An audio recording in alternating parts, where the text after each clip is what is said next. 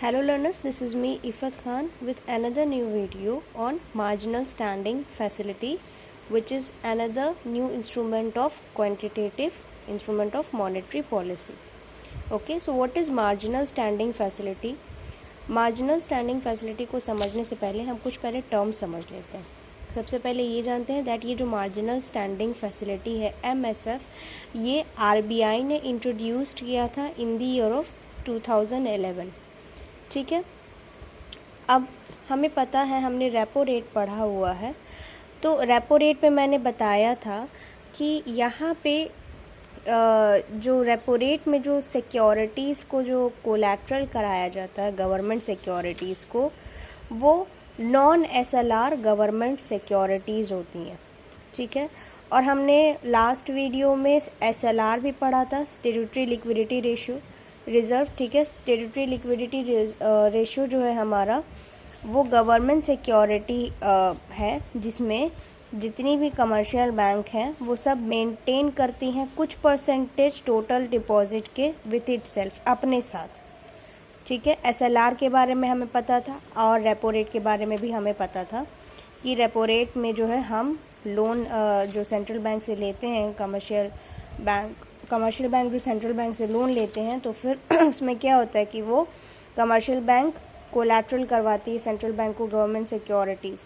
जो government securities collateral करवाती है वो क्या होती है?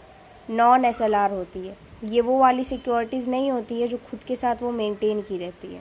ठीक है, इसके अलावा जो गवर्नमेंट सिक्योरिटीज़ होती हैं वो कोलैटरल करवाती हैं सेंट्रल बैंक को।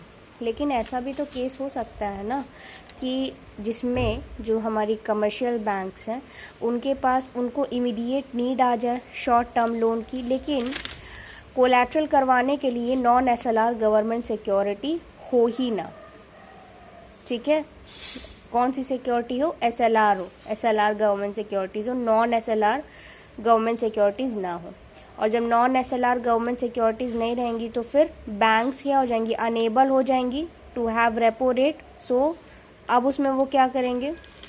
तो अब बैंक्स को ज़रूरत है शॉर्ट टर्म लोन की, फाइन, एंड उनके पास नॉन SLR गवर्नमेंट सिक्योरिटी नहीं है, SLR सिक्योरिटी है प्लेज करवाने के लिए, तो वो तो रेपो रेट से तो अनेबल हो ही गए।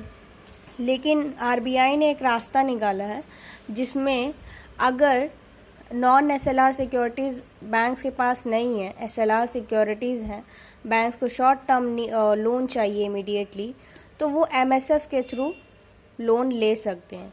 इसमें बैंक्स को परमिशन मिल जाती है कि वो SLR कोटा गवर्नमेंट सिक्योरिटीज़ को कोलैटरल करवाएं फॉर शॉर्ट टर्म लोन के लिए। लेकिन इसको हमें जब वो प्लेस्ड करवाएंगे कमर्शियल बैंक, तो ये जो रेट होगा सेंट्रल बैंक ज़्यादा रेपो रेट से ज़्यादा लेगा, repo rate plus extra percentage as penalty के तौर पे वो रेट एक्स्ट्रा लगाएगा रेपो रेट से ज़्यादा।